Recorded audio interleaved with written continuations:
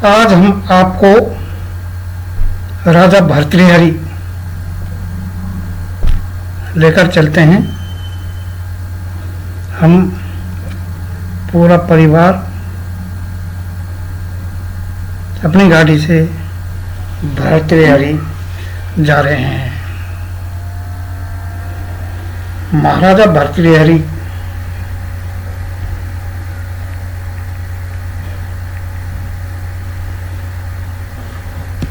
उज्जैन के महाराजा भर्तृहरि का शासनकाल ऐतिहासिक रूप से लगभग 5वीं शताब्दी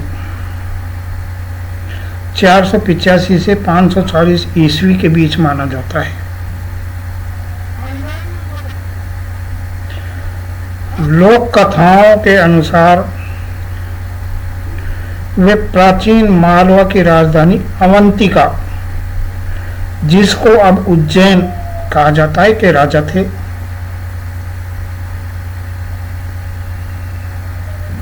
वे राजा गंधर्वसेन के पुत्र और महान सम्राट विक्रमादित्य के बड़े भाई थे। उनकी प्रिय रानी का नाम पिंगला था, जो उनकी तीसरी रानी थी।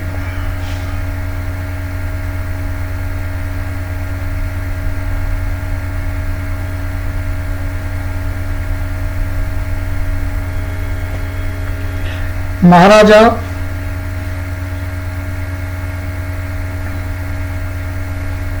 दो घटनाएं हुई थी। लोक कथाओं के अनुसार दो घटनाएं हैं, जिनमें से किसी एक के द्वारा वो संसार के मोहमाया से विरक्त होकर के जिन्होंने संन्यास ले लिया था। पहली घटना कि एक बार वो अपनी महारानी पिंगला के साथ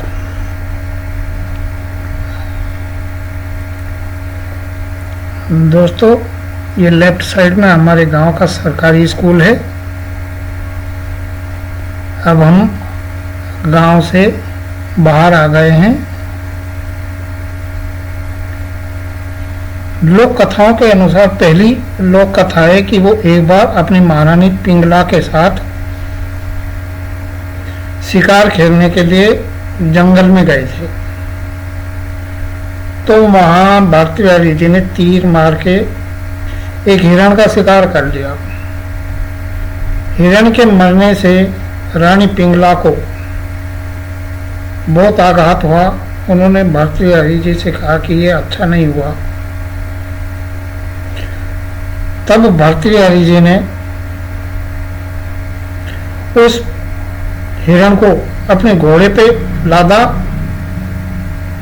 और वहां से चल दिए। रास्ते में उन्हें गुरु गोरखनाथ मिले, जिनसे भर्तृहरि ने कहा कि आप इस हिरण को जीवित कर दो। तो गोरखनाथ जी ने कहा कि हाँ, मैं जीवित तो कर दूंगा। दोस्तों, ये आ गया है कारोली बाग। अब हम अलवर भिवाड़ी मेगा हाईवे पे चढ़ेंगे और अलवर की तरफ जाएंगे, क्योंकि यहाँ से हमारे गांव मुंडिया खेड़ा, पोस्ट चिकानी, तहसील व जिला अलवर, राजस्थान, इंडिया से भर्तृहरि जाने के लिए अलवर होके जाया जाएगा। तो दोस्तों, गुरु गोरखनाथ ने कहा कि मैं इसको जीवित तो कर दूंगा, पर आपको मेरा शिष्य बनना होगा। तब भर्तृहरि जी ने हाँ की और गुरु गोरखनाथ जी ने उस हिरण को जीवित कर दिया। तब भर्तृहरि जी ने संन्यास लिया। दूसरी लोक कथा जो अलवर में सर्वाधिक प्रचलित है कि वो रानी पिंगला के कारण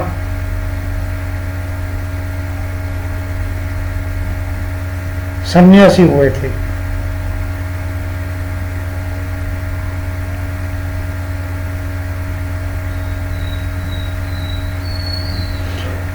वो एक अच्छे कवि भी थे। उन्होंने संस्कृत में अपने 3 शतक लिखे, जिनको त्रिशतक कहते हैं। पहला नीति शतक, श्रृंगार शतक और वैराग्य शतक। तीनों ही बहुत अच्छे हैं।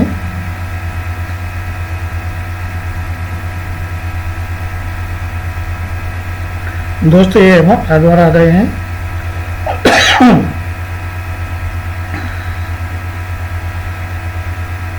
पारिवारिक मोह की घटनाओं से विरक्त होकर उन्होंने गुरु गोरखनाथ से दीक्षा ली और उज्जैन में शिप्रा नदी के तट पर तपस्या की। जिस गुफा में उन्होंने उज्जैन में तपस्या की थी वो भर्तृहरि गुफा के नाम से और आज भी वहां मौजूद है।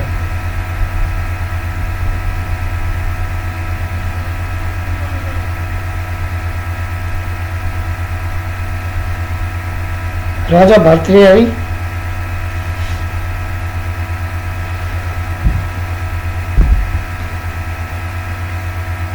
उज्जैन से, दोस्तों ये अलवर में रूबास एरिया है। यहाँ पर आजकल मेला लगा हुआ है।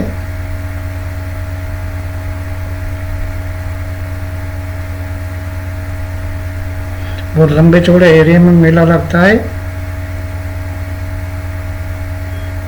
जगन्नाथ जी महाराज का।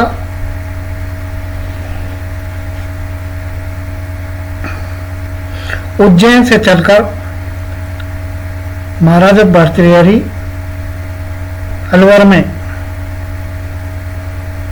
आकर सरिस्का अभ्यारण्य में अरावली की पहाड़ियों में तपस्या की थी, जहां उनका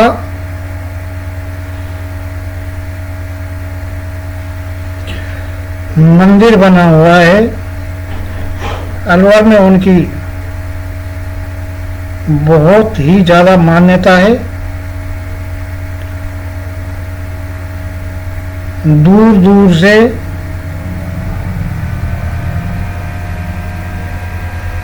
अर्थात यानी कि पश्चिमी उत्तरी भारत से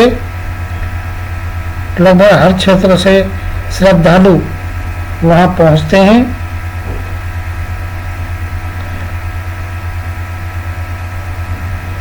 हर अष्टमी को वहां एक मेला सा भरता है। वैसे तो प्रत्येक दिन ही वहां मेला सा भरता है, काफी भीड़ रहती है, पर अष्टमी के दिन विशेष भीड़ होती है।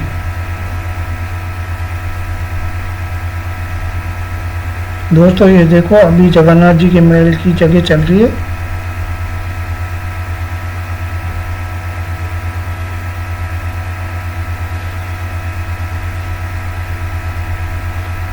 ये रूबास के एरिया में भरता है, काफी पुराना है। पहले महाराजाओं के जमाने से ये मेला भरता आ रहा है। जगन्नाथ जी का रथ पहले महाराजा का हाथी खींचा करते थे। अब तो श्रद्धालु खुद अपने हाथों से खींचते हैं। यहाँ से अब हम कटी घाटी होते हुए अलवर थानागाजी रोड पर निकलेंगे।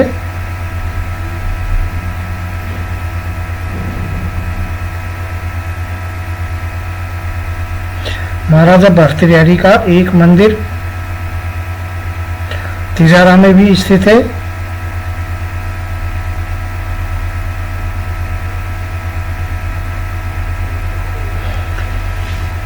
सरिस्का अभ्यारण्य में बाघ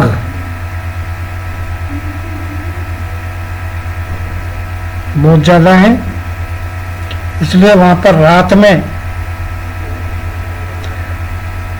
जाने की मनाही होती है।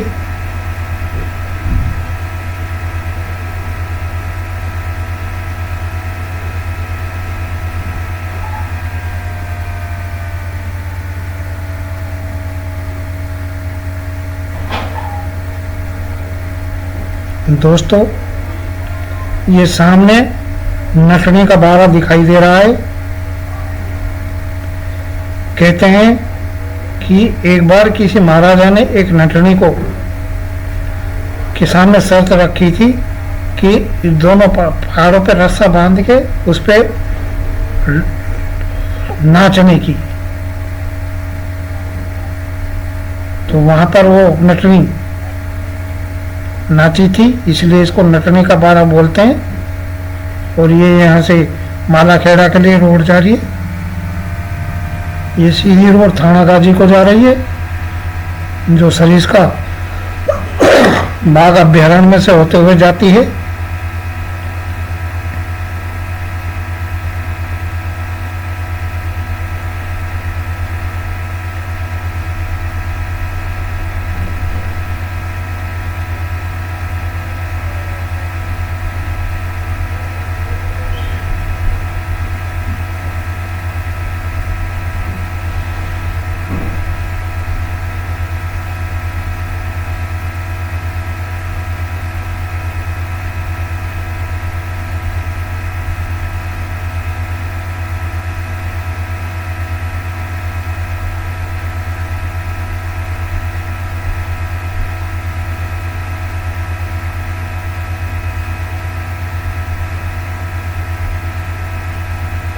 यहाँ पर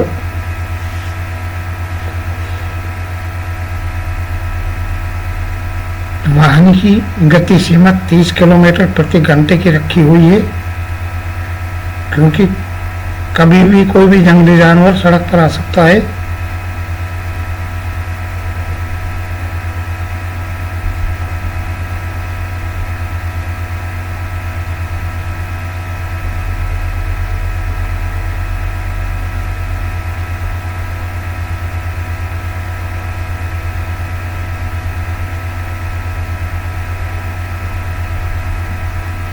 दोस्तों ये नलदेश्वर नाला है।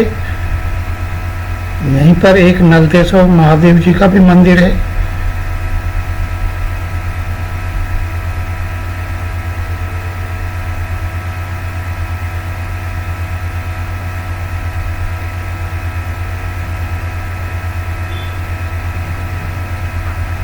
ये फिल्म हमने हमारी गाड़ी के डैश कैम से बनाई है।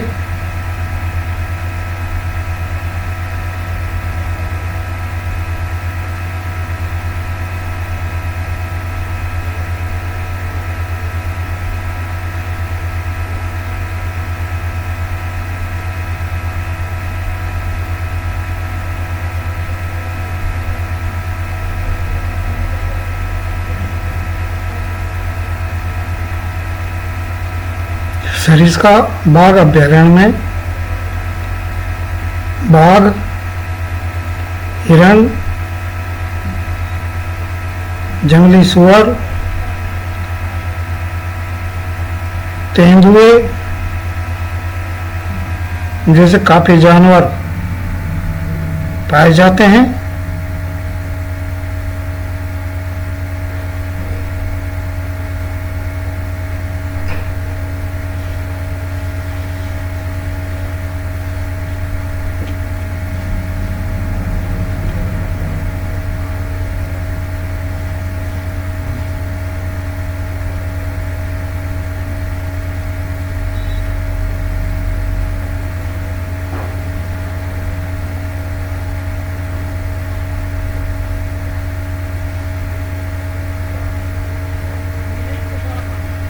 दोस्तों ये कुशालगढ़ तिराया आ गया है। यहाँ की कढ़ी कचौरी और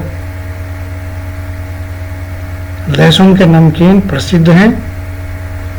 अभी हम यहाँ पर नाश्ता करेंगे, उसके बाद में आगे चलेंगे।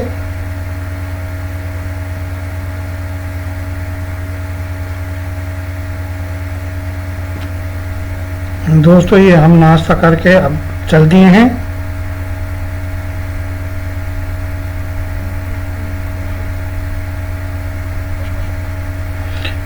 यहाँ एनजीटी ने सड़क बनाने पर रोक लगाई हुई है।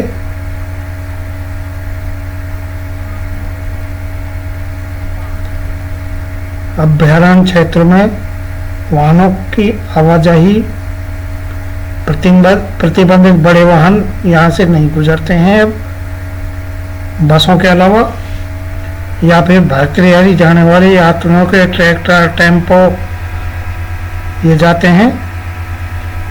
बाकी बड़े वाहन कुशालगढ़ तिराहे से नारायणपुर होते हुए, नारायणपुर साइड वाली रोड से होते हुए थानागाजी के लिए निकलते हैं।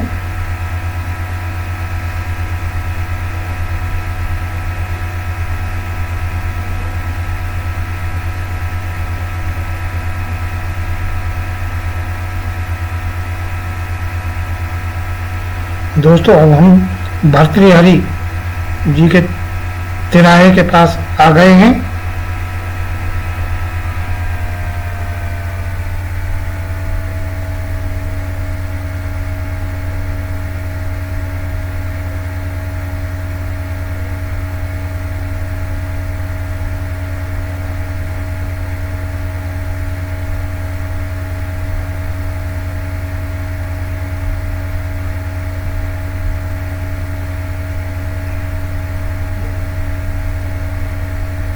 ये रोड दाएं घूमकर सीधा थानागाजी होते हुए जयपुर हाईवे पे चढ़ जाएगा, दिल्ली जयपुर हाईवे पे, और हम बाईं साइड भर्तृहरि जी को चले जाएंगे।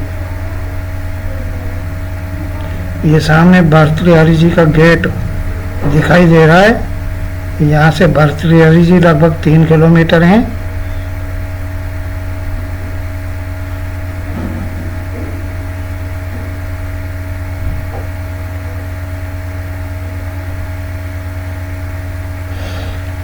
दोस्तों भर्तृहरि जी जाएं तो एक चीज़ का ध्यान रखें, वहाँ पर बंदर बहुत अधिक संख्या में हैं, जो वैसे तो नुकसान नहीं पहुँचाते लेकिन आपके सामान को लेकर के भाग जाते हैं, छिना करके भाग जाते हैं।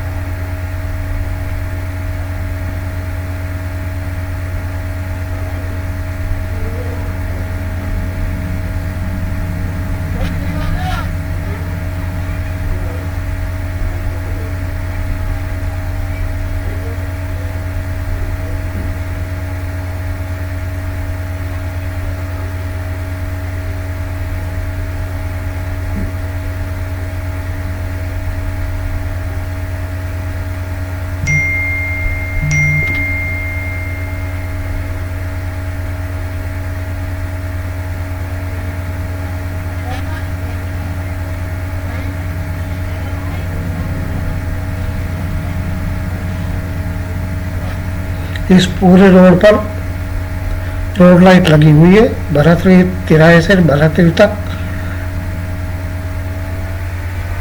जिससे रात्रि में श्रद्धालुओं को कोई समस्या ना आए और जंगली जानवरों का भी खतरा कम रहे। दोस्तों यहाँ भी 4-5 मंदिर बने हुए हैं।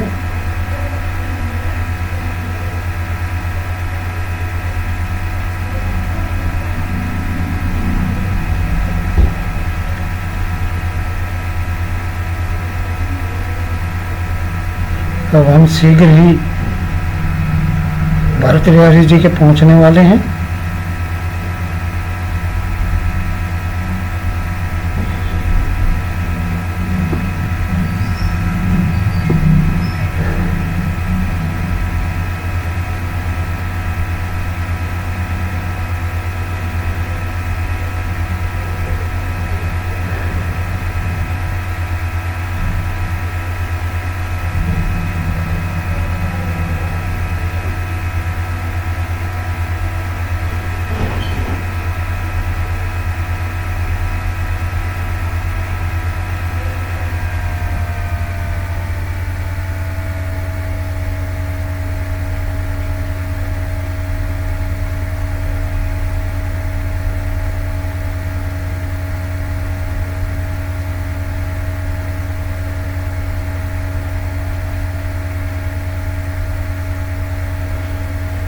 दोस्तों, अंततः हम पहुंच ही चुके हैं।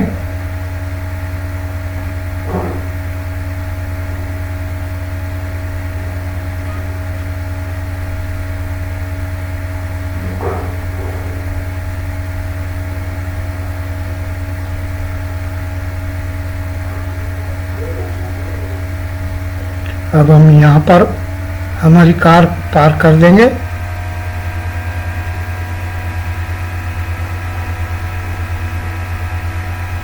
उसके बाद में पैदल मंदिर को जाएंगे, वहाँ थोड़ा घूमेंगे।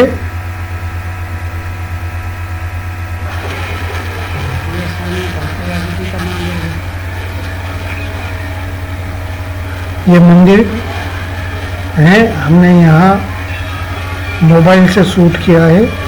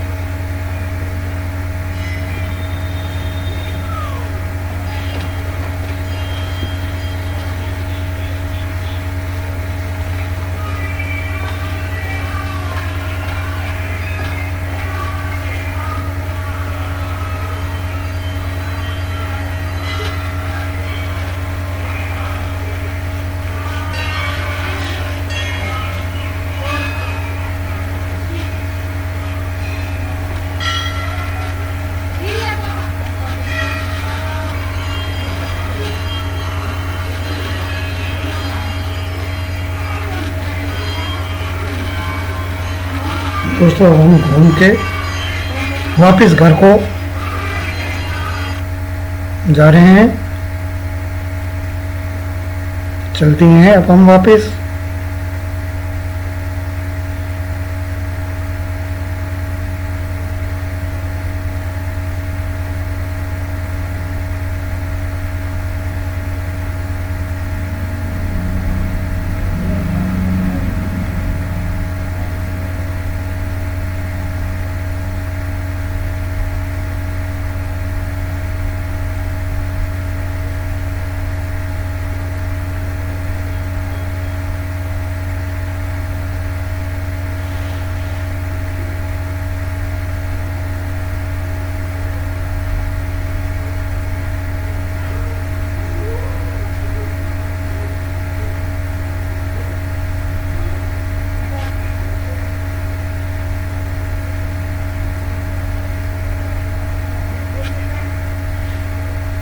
दोस्तों, हम गांव में आ गए हैं।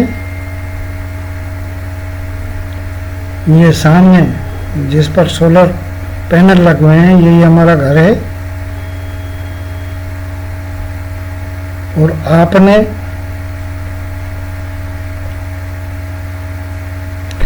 ये भर्तृहरि, अलवर से भर्तृहरि जी का रूट देखा है। सरिस्का अभ्यारण्य से होकर गुजरता है। भर्तृहरि जी भी सरिस्का अभ्यारण्य में ही आते हैं। वहाँ पर प्लास्टिक वगैरह ले जाना और वहाँ पर कचरा फैलाना पूर्णतः प्रतिबंधित है।